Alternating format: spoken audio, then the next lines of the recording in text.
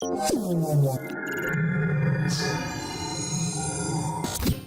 right, guys, so I want to go over event paint, right? We're going to go over a couple things here, how to pick the right paintball for you and your team, the storage of the paint, when to buy the paint, right? So we can help you guys be in an optimal scenario with your paintballs at the event. I've seen it many times, and it's been seen by everyone. You know, paint in the morning will usually start off a little bit brittle, and throughout the day it's going to get, typically it's going to get a little bit harder, more bouncy, right, as the day warms up. So there's a couple things that go with that. First off, when to buy your paint. And obviously the bottom of the list, but whatever. We're going to bounce around so it makes the most sense here. When do you buy your paint? So what I'm going to tell you is when I get to a tournament is I'm going to go check the paint. Usually it's one of the, not necessarily the first thing, but it's one of the first things. So I want to have an idea of where I want to be, right? At like a local event, we're going to have there's going to be 2 grades of paint, maybe 3 grades of paint. I'm going to do a couple things. I'm going to do a drop test with it. So I'm going to see how brittle it is from different heights. I want to be dropping it onto concrete or a solid surface, right? Something that's not going to have any give to it. Throwing it into the grass is not going to really tell me a whole lot. So I'm going to do a drop test where I'm going to hold the paintball up. Like for me personally, with the high-end gun, like the Stealth that I have now, or like a Lux that I used to have, I'm looking for something that's probably going to break at about the 4 foot drop test. Maybe as low as 3, but at that point again, like I might pick it, dropping it 3 and it breaking. Knowing that it's going to get a little bit less brittle if I buy it, right? Or when I buy it and let it sit out a little bit. So that kind of goes with this when to buy thing. If you're selecting a paint that is really brittle, you may want to buy it a little bit earlier in the day, right? Like don't go buy, like I had a Ninja Ball, for example, if the paint's perfect in the morning or whatever, BW and myself spend a lot of time making sure that we're kind of manipulating that truck and where the paint's stored at to keep the paint at the same consistent temperature so you're not seeing those huge influxes in breakability that you guys are experiencing where, you know, you guys are putting your paint out in the sun, you're putting it on tables, it's going into pods that are sitting in the sun and getting hot and cooking that paint up, right? So I would suggest that you wait to buy the paint until you need to get it loaded up and all that, right? So in the morning, maybe go buy enough paint so that you guys can pot up all your pods for your first match or your first game or whatnot, and whatever the demand is going to be. So you get to quickly turn around games, buy a little bit more. But if you got time between your games, your points, your matches, don't go buy all the paint for say 2 NXL matches. You know, I'll use the Ninjas and NXL teams as an example, is that most of those teams that are playing the actual X-Ball Race 2 format in like the split deck format, those teams are going to use somewhere between 10 and 15, well, 8 to 15 cases each match, depending on how long it goes and everything else. So when I go to an event, I'm going to say, guys, we're going to get 15 tickets at these national events. They give you tickets for your paint. We'll get 15 tickets. Before the match starts, let's go grab 8. We'll pot up the paint, right? And obviously this changes a little bit depending on the brittleness of the paint and everything like that. But, you know, 20, 30 minutes before the match, we'll get 8 cases. We'll pot up all the paint. We'll keep it in the shade, keep it nice and cool, get all of that ready. And then right before the match starts, we'll send someone or else we'll go and grab two or 3 more cases, right? Like, because we think we're going to use it all in the match. That's why we're getting it, right? Like, and then we'll have somebody ready with a couple of those 2, 3, 4 other tickets. So if we get low on paint, they can go grab it. What we don't want to do is dip into that, you know, at the most critical point of the match, the very end of it. Let's say it's a tie or something, and you know, we're down to time. We got all our paint an hour early. Well, now you got that 15th case. That's probably the one that was sitting in the sun or hasn't been optimally taken care of. So now your paint's a little more bouncy. Do you want to use the perfect paintball when you're in that last match, or that last point that counts the most, or do you want to use the paintball that's been sitting in the sun all day, right? So, you know, we're going to buy that paint right before the match.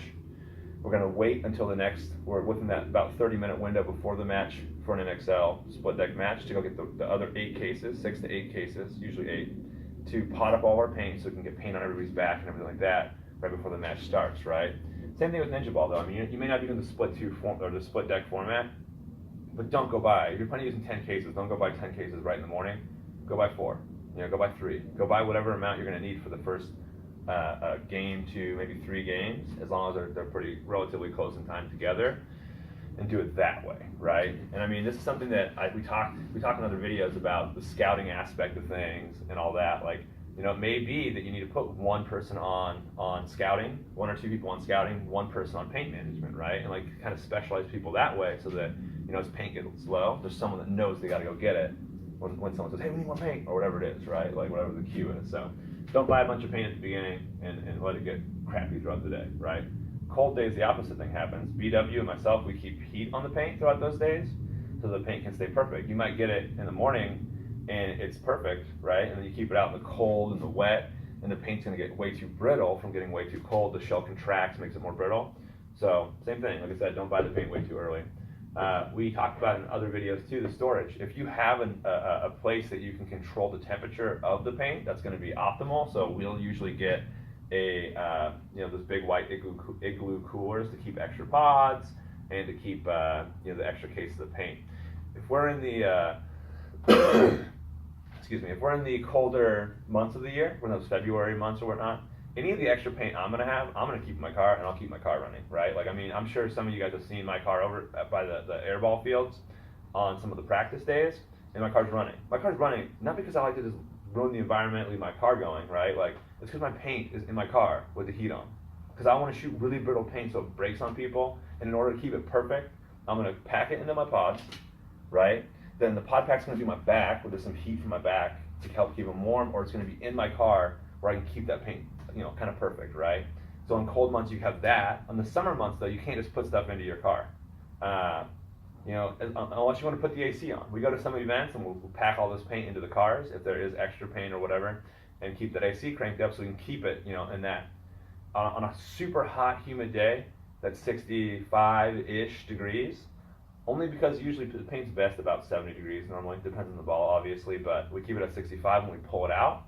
Then even if it's a little extra brittle, it's going to take us some time to get to the field and do everything else. So anyway, as far as storage goes, you want to find a place that you can keep it dry and keep it optimally around 70 degrees, a little bit warmer if where you're taking it's colder, it's going to get brittle, a little bit colder if you're taking it out into the heat. So, and then as far as selection, we'll go over it real quick. For the drop test, I'll just show you guys what I do. I got a couple different bags of paint here that I can show you how I do the drop test. And then I'm also, after I pick my paint, I'm gonna actually just take one bag, I'm gonna open it up, and I'm gonna shoot a bag of paint through my gun. I'm actually gonna shoot one hopper, and if I break any paint, then I'm gonna be a little bit eerie of that. If I break one, I may shoot another hopper. And if it's one ball out of 500 at a tournament, like, I'm not too worried about that, right? The paint usually cleans out pretty well. I got my 3 swabs with me and extras probably, right? So I'm prepared for that anyway. But if it doesn't break a ball, and it passes the brittleness test, I'm going to use that paint, right? And I would have a couple people on your team shoot through their gun. That way, it works for everybody. Because what you don't want to do is have 4 guys with working guns and one that, the 4-star is too brittle and they should have been using 3-star, right? So anyway, I'll pop you off for a second real quick and I'll show you the drop test. So I've got 2 different paints here. I got the silver and then the El Tigre that we just got in and people have been loving. But these are the 2 paints we're going to try out real quick. So for this, I don't have at the outdoor, there's not a concrete place to do it. There's these blocks, so I'm gonna kind of throw it at this to show you guys. But we will grab a couple paintballs. But for a drop test, I'm gonna try to find some concrete, and I'm just gonna